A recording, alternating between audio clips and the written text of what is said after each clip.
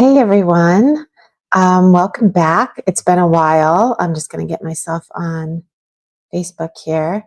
Um, I hadn't done a show in just a little bit. We got really busy and then I went to Grafton. And so here I am after several times, but we had, done a few of these shows, which I really enjoy doing. I hope you guys enjoy them too. Let me see if I can get myself here. Yep, it's popping up. Sorry, guys. You know how this works for me already. It's like, it's never easy. Second. Okay. Yay. Okay. Anyway, so it's been a minute. Tomorrow we are going to, hey Johnny, thanks for popping in. We are going to be doing a live tomorrow night, Sunday. I haven't posted that yet because the way Rumble is until, if we've got something pending that you can't really post. So as soon as I get off here, I will post for a Sunday night hangout with John and I. Tomorrow is our granddaughter's birthday and my daughter-in-law's birthday. So happy birthday to them. But we are not going to be doing that till probably 6 o'clock Pacific Standard Time. So I hope you'll join us for that. And so I just want to get into a couple of things. I'm running a promo, which I'm really excited about. I was trying to think of a good promo to run. And I was thinking, do we give a book? Do we give both of our books? And I thought, well, if you already bought it, hey, Ken, how are you? If you already bought it, then it's not going to feel like something, right? So I was trying to think, what would I give that would be, if I received it, I would feel like that was really a good, thing, a good promo. So I created one. Let me just show you this really quick. Here we go. So this is my promo. If you buy a 1 hour session, you will receive a 30-minute session to gift to somebody for free. So how it will work is after you purchase it and you schedule your 1 hour, you get a confirmation email and reply to that confirmation email with the name and the email of the gift recipient. And then I will, let them know and send them out a calendar link so they can do that. So that is going to run from now all the way through the end of June. So I hope you'll take advantage of that and do that. I was trying to think, like, I would be excited because I would be thinking, oh, I can give, John one too if I got a reading. So that is that. And then I just wanted to talk a little bit about a kind of like a recap of some of the things that we did. But I love to try to understand like how things work in the reality we're in from like an energetics perspective, how it feels, and then also, what we can find from a scientific perspective. So although, I know our science accuracy, there's some issues with it, as a just on a whole, I still find it useful to kind of go away afterwards and think on what I've heard and then see what resonates, in the longer term for me. So today we're going to be tearing into the science and soul of why time may not be what you think it is. So if you're new to here, thank you for joining me. And if not, and you're one of my dear friends that come with me every time I do one of these shows, welcome back to Sacred Sites Multidimensional Me. We're going to be exploring like unseen layers of reality and remember how to see with more than just our eyes. So I want to show you an image that I presented for this just to kind of go over what our share screen here. Let me see. So share. So this is kind of our sacred sites that we've done so far.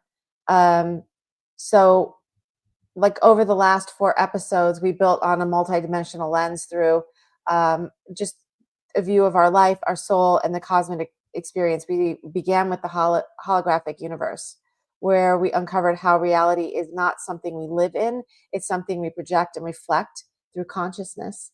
And then we explored parallel lives, and we were asking, what if your other selves aren't just past or future incarnations, but existing in different frequency bands? And then we went into fractals and frequency.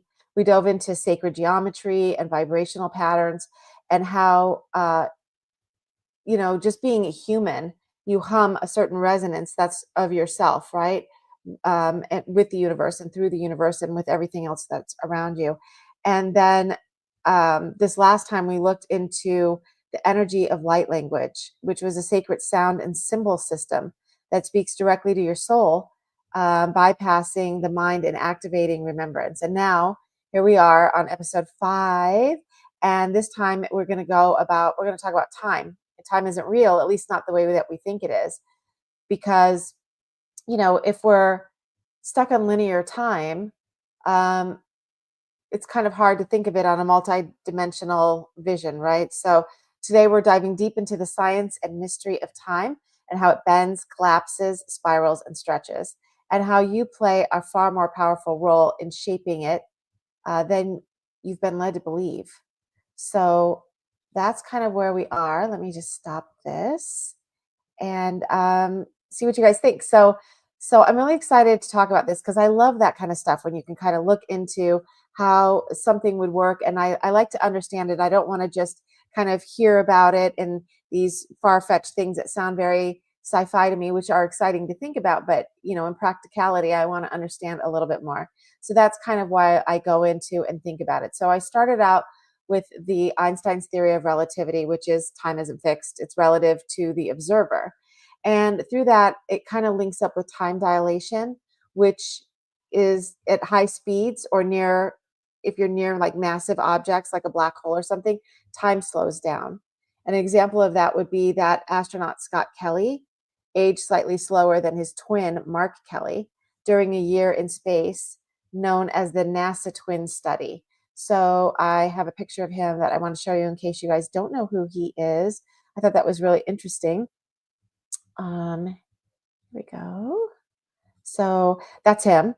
And so, yeah, so they were saying that, he kind of went up there and was up there for a whole year in space. And, his aging was slightly slower than his twin. So I thought that was really interesting.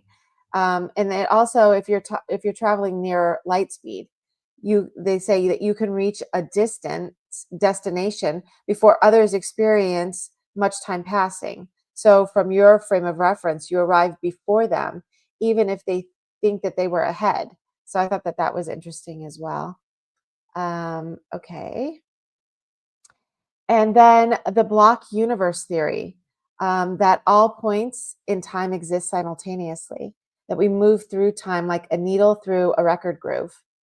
And the scientific backing for that is based on Einstein's special relativity and space-time model, which treats time as a dimension, just like space. An example would be that two observers moving at different speeds, right? One's going super fast and one's going kind of fast, will disagree on the order of events due to the relative time that they were like simultaneously moving through. So the idea of now becomes kind of flexible and individualized, because if you're going really, really fast, you might think that the you know the order of the events that happened while you were moving was different than the person that was moving at a slower rate. So I thought that that was interesting. And then in quantum physics, we have the superposition and the observer effect. So that superposition is particles exist in multiple states at once until they're observed, right? In that famous double slit experiment, electrons were creating interference patterns or waves when unobserved, but collapsed to single points in particles when they were measured. And the act of observation collapses the wave function into a fixed reality. So consciousness may influence the collapse, which I thought was really interesting. But I really like, you guys know how I am about Nassim Haramein. If you watch this, I love his work. And he has a different take on it, which I absolutely love. And Nassim Haramein says that most people think the double slit experiment shows the human observation changes reality, but Nassim Haramein offers a deeper lens. He suggests that the universe is already aware through the vacuum itself, and that the structured space between things is alive, intelligent, and records all interactions. So maybe it's not that we collapse the wave, it's that the wave is already in conversation with the entire cosmos and we're just waking up to the dialogue. So I have him talking about this, and this is a long video, so I just saved, which I think I just kind of screwed up where it was. Okay, so let's listen to him with this. Let me share screen here and see what you guys think. Fluid dynamics. The right understanding is that there's a field that's interacting with everything and that's coordinating all events, meaning that there's information exchange across all systems, across all frame of reference that makes reality what it is. It's not, an observer is not like a human being. It's not a cat. It's not a flea. It's the whole thing. It's every atom observing the universe from its own perspective, feeding information to the field that makes up the field what it is, you see? So then you start to feel the connectivity, you start to feel the relationship, the interaction that makes up reality, right? And now you can start to write physics in a completely different way, right? So that the start of quantum theory is correct. But where it went because of the interpretation of the double-slit experiment went sideways. If you like this video. Okay, so interesting. I think that, it's a different perspective on it, but I love his perspective on it. I think that that's like right on. It really resonates with me. So I'd be interested to see what you guys think of that concept. Okay, so then we have that. So we're talking about also neurons and memory and precognition when we're talking about this. So reverse neural firing. So there were studies, the Foster and Wilson in 2011 show that neurons fire in reverse order during a memory recall in both rats and humans. We spoke about this in a prior episode, which it suggests that memory may not be linear, possibly a form of time navigation. So think about that for a moment. If your memory isn't linear and you're navigating time through what it is that you're remembering, I mean, that's incredible to me. And then we also talked about the Heart Math Institute before. We were talking about participants react physically. Their heart rate would maybe change or something 4 to 6 seconds before randomly presented with emotional images.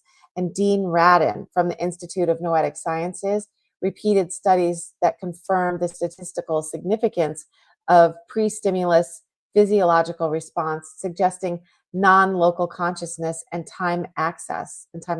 So Dean Radin was somebody that he did a whole experiment on it. So he was looking at like your skin conductance, your heart rate, your pupil dilation, and your brainwave changes. He did that with like an EEG. So he did that back in it was in Petaluma, California. He did it in the early 2000s. And since then, over 30 peer-reviewed papers have replicated and supported this effect, with meta-analysis confirming statistical significance well beyond chance. It's like, so Dean Radin and other consciousness researchers propose that consciousness may not be confined to time, as we understand it, that humans may have non-local awareness, so not just residing in your brain, right? And that subtle perception that isn't bound by cause and effect or temporal order. So something doesn't have to happen to you before you become aware of it, based on these on these tests that they did, and that the subconscious feels the future. Imagine that your subconscious feels what's coming, and that before, like when somebody's walking up and you don't see them yet, but you kind of realize that maybe that's something that's going to happen, or you get a feeling in your stomach or your gut, and you just kind of feel like, what, I have a feeling that something's going to happen, and then it kind of does. So that happens especially when the future involves emotional importance or intensity. So the implication is that your body can respond before the mind knows. That time may be an emergent property, not a fixed law. So if time is an emergent property and it's not fixed, then it wouldn't be going necessarily in just a linear perspective, right? And what does that mean for time? Maybe it's less like a straight arrow and more like a field, right? We talk about living within that field, and we can feel it. We can feel those. We can feel those things. So we also talk about, the science of like time bending, quantum entanglement, right? Two particles can become entangled, influencing each other instantly, regardless of distance, right? The example would be like the change of spin in one, and then the other one changes instantaneously, even if they're like galaxies apart. So if cause and effect breaks light speed limits, our entire understanding of time breaks down. How does that work? It's like when we were kids, when we would think about when they would talk about traveling in space, and you'd be like, yeah, but you can't even do that in our lifetime because it's how many light years away.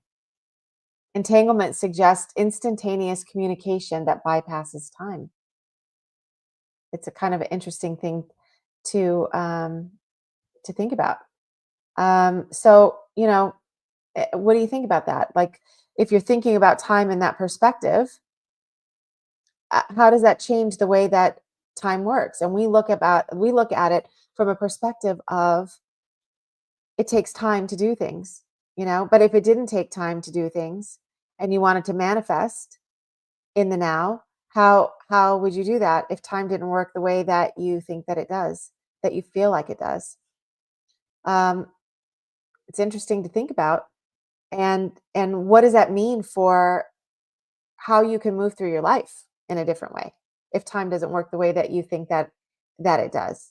To understand that and to be able to take that on in a different way would mean taking an understanding of something, and really you create it to see it, right? We always say that you create it to see it. So what are you creating for yourself? If you think that it's your belief system that hard work and it takes time to do something, but what if you could take those factors out? What could you create? And then I found something really interesting. Time crystals. Have you heard about that? Have you heard about time crystals?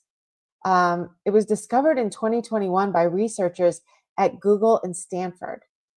And the definition was that structures that repeat not in space, but in time without energy input. So it would be like Jello that jiggles on its own forever, if you can imagine that. And the scientific significance of that is that these structures challenge entropy and suggest that time can repeat in stable, observable ways. So time crystals are one of those mind-bending discoveries that sound like they came from a sci-fi movie, right? But they're real. And the implications are huge, especially in quantum physics and possibly consciousness studies. So I needed to look into this a little bit more when I saw about time crystals. I was like, what are they? Like, what does that mean? So time crystals are kind of like a new phase of matter. And it was first theorized in like 2012 by a Nobel Prize winning physicist. His name is Frank Wilczek. And they were like experimentally realized in 2021 by researchers at Google's Quantum AI Lab in partnership with Stanford and Princeton physicists. So unlike regular crystals, like a quartz or even like a snowflake, because that's crystallized water, right? Which repeat in space, like a geometric symmetry, time crystals repeat in time. Is that incredible? Without using energy. They oscillate between states perpetually, breaking what's known as time translation symmetry.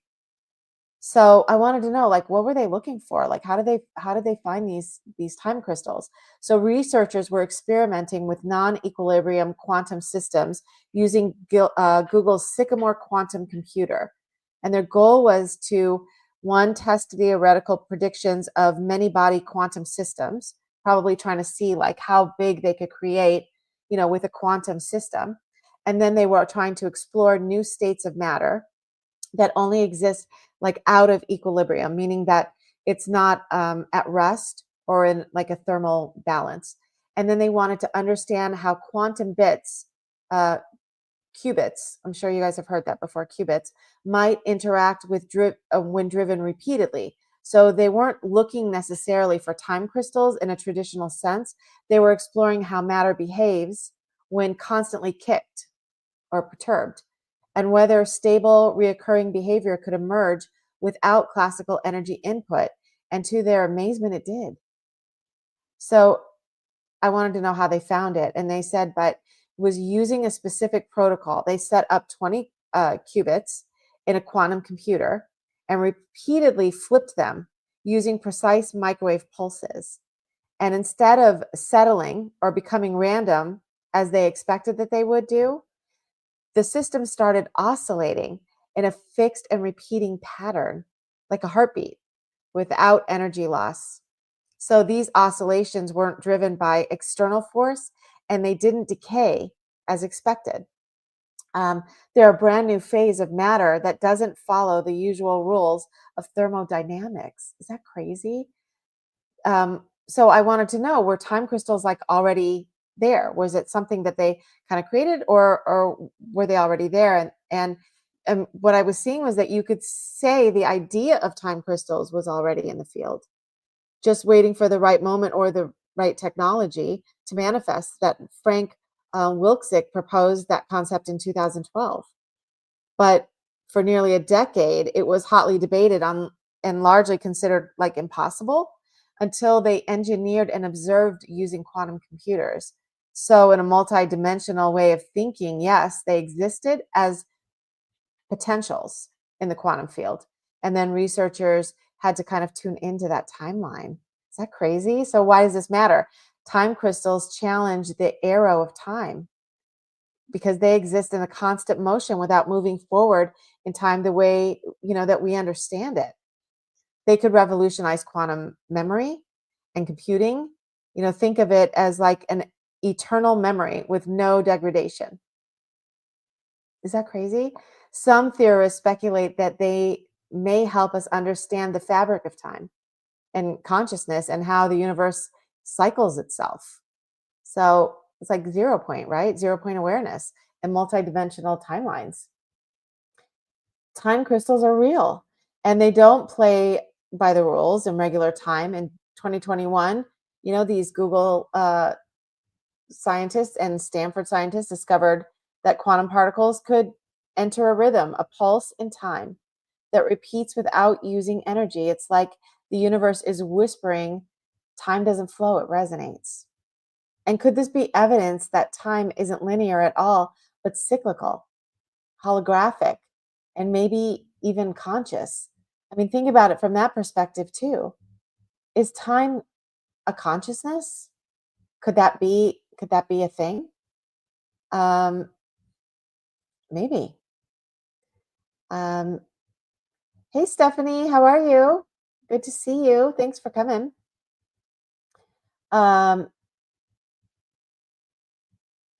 So, and what do you guys think of this? I thought that was crazy. When I saw that, time crystals, really? And they're found by Google. So like, it's some esoteric thing. I love when science and like, esoteric things can kind of meet together and kind of start to make sense on something. So I found that really interesting. And then I think I did a slide about that just because I found it so interesting. Let's see. So, this was Dean Radin, the one that was talking about when we were talking about the before the crystals. I'm just going back to my notes. The noetic sciences, where they were talking about knowing something before you, like being able to feel it and knowing it a couple of seconds before you actually saw it, which we'll talk a little bit more about later too. But that's that guy. And then I have to undo it and then redo it because if I just try to scroll, I don't think you guys can always see it. So this was the time crystal. image that I found that was kind of created. So isn't that crazy? So you think of those points of light as different places in space, right? That they would be, if you were looking at a map of reality in time space, and think of it from degrees. So if you were, remember when you were a kid and you used to have to graph out and move things to different spaces? So you would be looking at it from those specific places, and these crystals could exist in more than one place at a time and not just in physicality the way like a crystal we hold would. That's mind-boggling to me. But they're real. They're a thing. So I just found that I found that so cool. So um, so that's one thing. And then so going back to Dean Radin, who I was showing you, he decided that he was going to do like some tests and things like that on more on that stuff. So so I'm just looking here. So then the other thing that I was finding was that there was this information about consciousness, being something that was non-local. And so it would talk about your consciousness not having to stay in time, like where we are now, right? Which we know because you can start to think about other things and kind of go off into your own world when you're thinking about things. But taking it even farther than that, there was a doctor who was talking about it from the perspective of of like near death experiences, because your consciousness would be existing in that space when you're having a near death experience. So that would be like near death experiences would be about your consciousness being non-local, not just staying with you, a remote viewing, any kind of psi phenomenon that you have. Those would all operate outside of your brain because it's not staying with you in this place, right? So patients with like no brain activity report coherent experiences that are verified later by witnesses. And that Dr. Pim van Lommel's research kind of talks about that. So the implication would be that if awareness exists beyond physical time, then our soul or awareness may access multiple timelines or incarnations simultaneously. So let me just show you Dr. Pim van Lommel. His work is really, really interesting.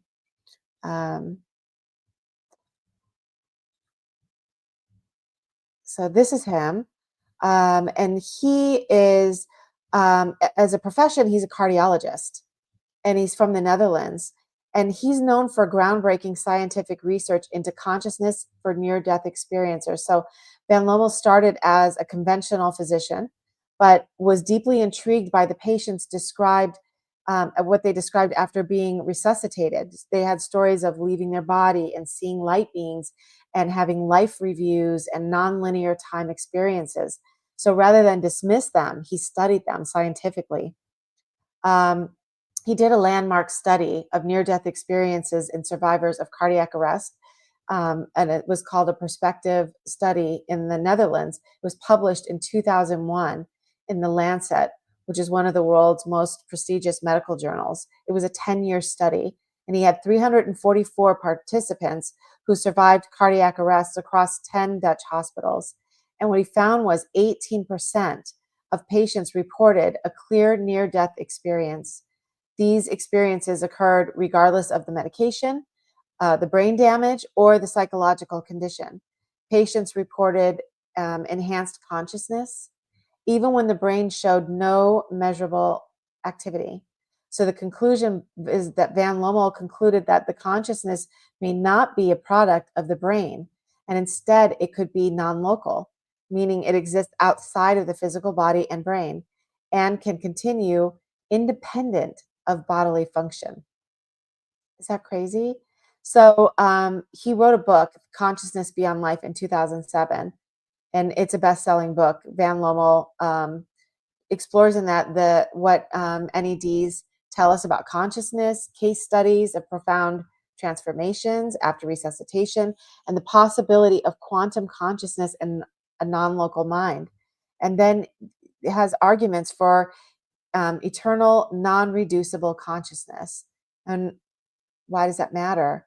Because Dr. Van Lommel's work is often cited by those exploring the continuity of the soul after death, quantum consciousness in the holographic universe, the multidimensionality of existence, and medical spiritual convergence, where science is finally, considers spirituality in it.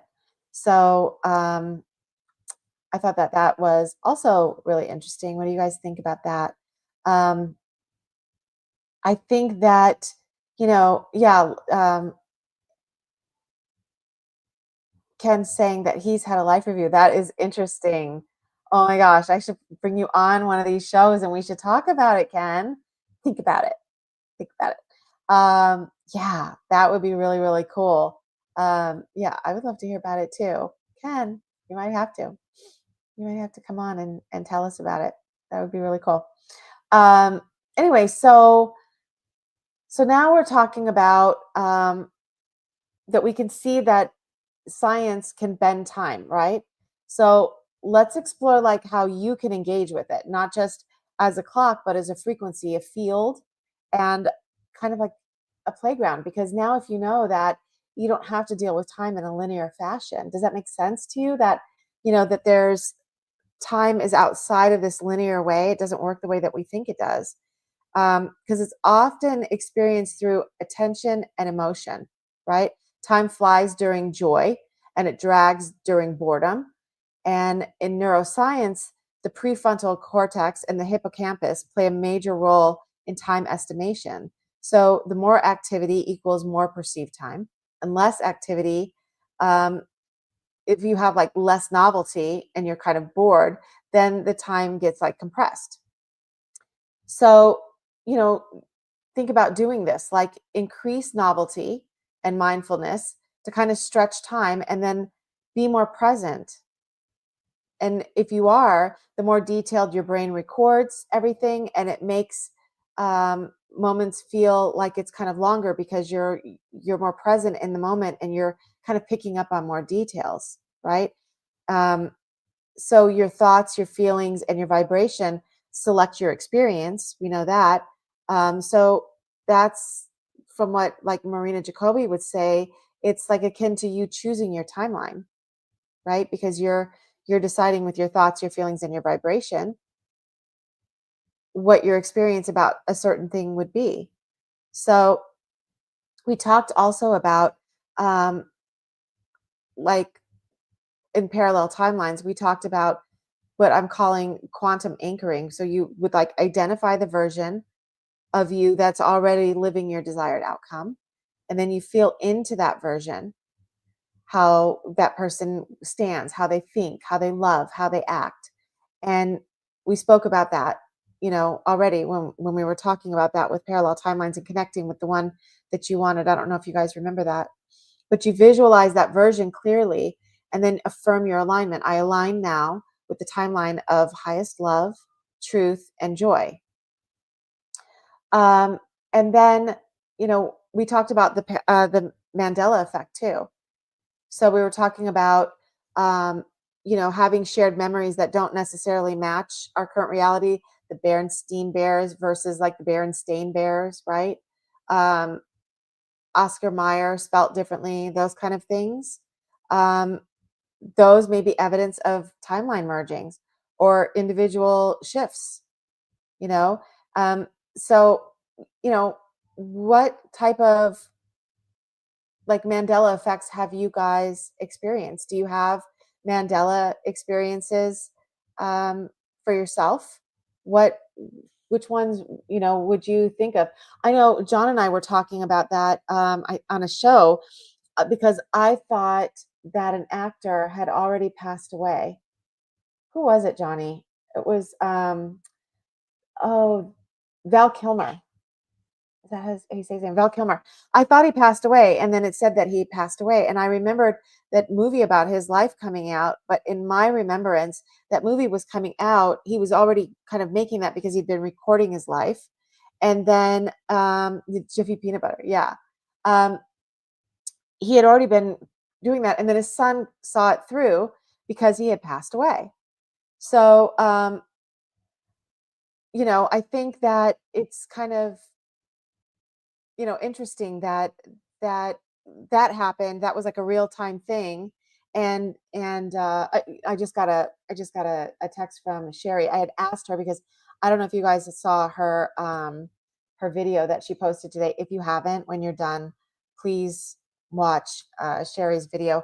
I'm going to actually pull it up on YouTube because it was really poignant and good, and I think it's also very, very needed right now. So I'm going to show you guys that really quick. Sorry, um, I'm a slow type.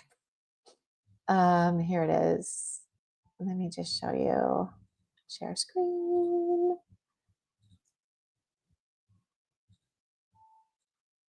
It's this one. Trigger warning.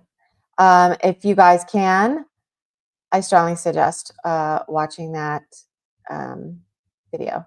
It was really good, and I think it was really, really needed right now. And I wanted to ask her before I posted it if it was okay with her if I did that.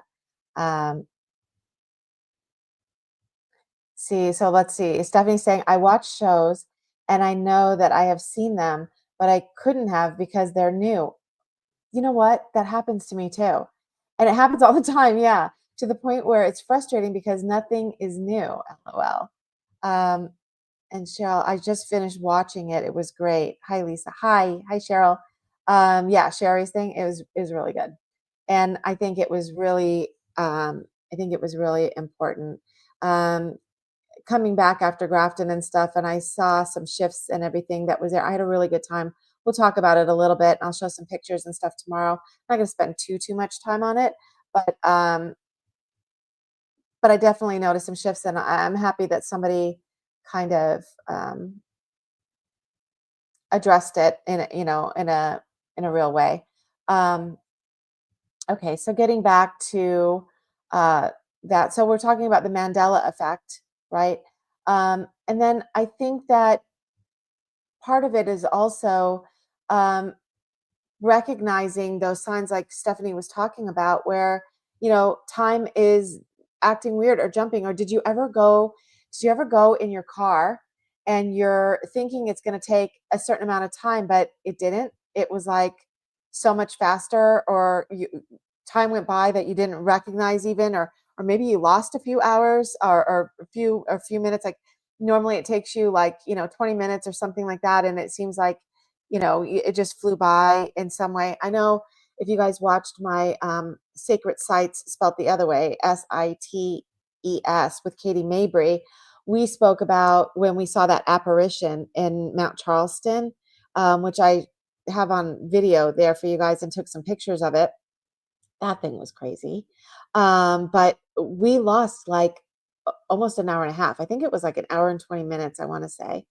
Um, Gone. Like we literally remember driving up the mountain, stopping, pulling out some like singing bowls, some crystal bowls, and just kind of having this interaction. It's like I was interacting with trees, which was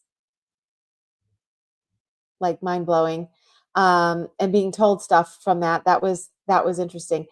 But the whole thing was maybe like a half hour, and it was like a 7-minute drive or 10-minute drive up the road, and we lost all this time. It was like an extra, we'd been gone for over 2 hours. It was like we lost like an hour and 20 minutes.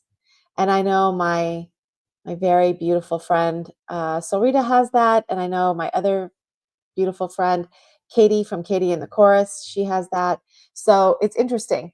It's really interesting when you lose time like that, and not like 10 minutes. It's like, an hour and a half. It's kind of crazy. Let's see. Ken, driving down the road, not remembering sections of the drive. Yeah, yeah, that's interesting. Or you're thinking in your head you're going to walk to another room because you got to go get something, and it's almost like you bilocate, because it's like 1 minute you're in this room and then the next you're in this room, but that time in between, it's like you don't remember kind of walking. I wonder if time's just going to start getting a little funky on us now, and it's not going to work. The same way that we're used to. It's like you popped into another timeline for a bit, maybe. Yeah, maybe, you know, and it might be just the start of this stuff, because we're starting to have an acceptance for it as a possibility in reality, because things can't happen if you don't believe in them, right? If you don't have an awareness of it and you don't really buy into that and have a belief in it, then you really can't create something like that. But if you're starting to have these conversations and talk about it as a possibility, then, are we changing the way that we interact with it and interact with time? And is time a consciousness? Does it have a conscious reality in and of itself, and works differently depending on how we look at it? Maybe. So, okay, so then I wanted to tell you guys a little bit about some of the stuff that I was finding for kind of working with time and having like a quantum field kind of reset. And so I got some like a Grabavoy code for you, crystal, essential oil, and some teas. And then I want to tell you about like a meditation that you can do. So let me share a screen here. Share. Okay. So I was trying to get this created, kind of cut off, so I apologize about that. But this is about timeless awareness. So I have a Grabavoy code. It's 514-248-538. So the meaning of that is like an expansion of consciousness beyond linear time. It's to access to infinite timelines and multidimensional awareness. And how you would use that is just silently repeat it during the meditation, or write it, on your palm or on a candle or on a water bottle. You can visualize it as a spiraling light, bridging like your past, your present, and your future. So there's that. You guys can do a screenshot if you want to of that one. And then the crystal I have for you is labradorite. So it's known as the stone of magic. Labradorite enhances interdimensional access. It's good for intuition and protection during time shifting work. So you would want to hold during a meditation or place near your third eye, and then flash it under light to invoke like a cosmic shimmer as a symbol of like bending reality. I should have grabbed John's. John has like a really big, beautiful labradorite up in our room. It's gorgeous. It's like a really big one. And then your essential oil is like a clary sage. So it calms your analytical mind, it activates intuitive vision, and it supports detachment from time-based stress. So you want to diffuse that if you want to, or you can place, on drop on your temples, diluted it, with a carrier oil before you want to do, the activation meditation. And then for tea, this would be a blend of blue lotus, lemongrass, and mugwort. So blue lotus promotes lucid states and connection to higher planes. Lemongrass clears stagnant thoughts and it's energetically uplifting. And then mugwort is the time traveler's ally. It's used traditionally to enhance visionary dreaming. So you want to just brew it and have that, with it. And not to boil. I didn't know that. You don't want to boil. You just kind of want to simmer and then steep it, for several minutes. So you can do that. It's kind of like a timeless tea. And then I want to tell you about a meditation activation. But if you watched my friend Sherry Divban's video today that I just showed you, that one called Trigger Warning, Something Needs to Be Said, she mentioned something that we were discussing with some others earlier in the day about not participating right now in collective meditations or activations, because you don't know what the people participating with you are kind of carrying with them. Everybody's coming from a different place and everybody's working through their own stuff. So if you're doing that and you're opening yourself up collectively to that, you want to be careful right now. So I'm just going to explain to you this method, and then please go back and do this on your own with your own cleared energy later. So to do this timeless activation, you're just going to want to close your eyes and take a deep breath. and then inhale, and exhale all the way out. And then just make sure that you relax your shoulders and your neck. Keep breathing in and then out completely. Like you want to clear out your lungs as much as you can, and just make sure you're feeling that tension ease.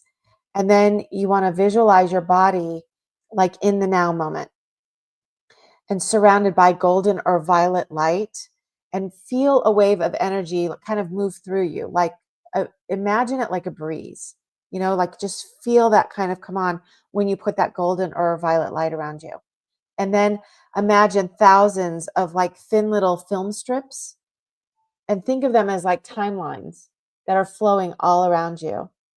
And then gently like reach with your heart open and guiding your hand, let your heart guide your hand to the one that feels more peaceful, empowered, and free. Breathe into that frequency. Feel a shift in your mood. Allow yourself to take that on, right? How would you feel if this timeline, where it was the one that you feel more peaceful in and you feel more empowered in as a person, that you have the freedom to really be you in the fullness of who you are, how would you feel? How would your mood shift? Create that for yourself in that moment, and allow yourself to shift that way. And then connect with joy. Let your awareness kind of click into place into joy that you found that timeline for yourself. And then you want to repeat after, to yourself, you just want to say, I witness my shift. I choose my now. I walk forward in resonance. And remember that you're not a prisoner of time.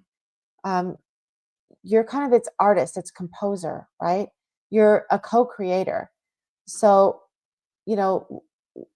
if that's the case, and we're thinking about it from that perspective, we're not running out of time, right? If we say that all the time, you ran out of time, you're short on time, you don't have the time. Well, if time doesn't work in a linear fashion, none of that's true. So what are we telling ourselves? And what are we creating for ourselves as blocks? And how can we switch that if that's not the way that it works? It's kind of exciting. I'm excited by it. I feel like, it's a big change in it. Hi, Victor. How are you? Good to see you. It was so nice to spend time with you in Grafton and get a picture. I'm going to share it tomorrow when Johnny and I do our live. We're going to do our live at 6 p.m. Pacific Standard Time. So I also wanted to remind you guys that I am running a special promo right now. So if you go to visionsbeyondthedesert.com and you buy a 1-hour session, you're going to receive a 30-minute session that you can gift to somebody. This is really important to me. If I'm going to run a promo, I want you to really feel like you're getting something for that, and feel like you're excited to have that. So after purchasing and scheduling your 1 hour, you're going to get a confirmation from me. Reply to that with the name and the email of the gift recipient, and they'll receive an email with a calendar link, and then we'll set up for them to get their free half hour. So I'm running that now through June 30th. So I hope you'll take advantage of that, try it, gift it to somebody. I know Father's Day is coming up. So, this would fall into that time frame, and we're having summer vacation and stuff now. So, sometimes, especially if your kids just graduated or people that are kind of in that lifespan, you would want to, think about it in terms of maybe they have questions. Maybe there's things that they'd like to kind of, think about or talk about. So, I think that it would be kind of a nice thing. So, sorry, my phone keeps going off. It's Sherry. I don't think she remembers I'm on right now. But anyway, that's my show. I hope you guys enjoyed it, and I hope you guys got something out of it. Did you find it interesting? Do you find it as interesting as I did? I was blown away, especially by those time crystals. I've never heard of that. I couldn't believe that that was a thing. So I hope that you guys found that interesting. And don't forget to join Johnny and I tomorrow. We are going to be on live, and we love talking with you guys and interacting with you. And I hope that you will. I hope that you will join us, and we'll see you then. Until then, I'm sending you all lots of love and lots of light. And please watch Sherry's video. If you haven't seen it, you need to see it. It's really important, especially right now. And let me know what you think tomorrow, okay? All right. I'm sending you guys all love. I'll talk to you later. Bye.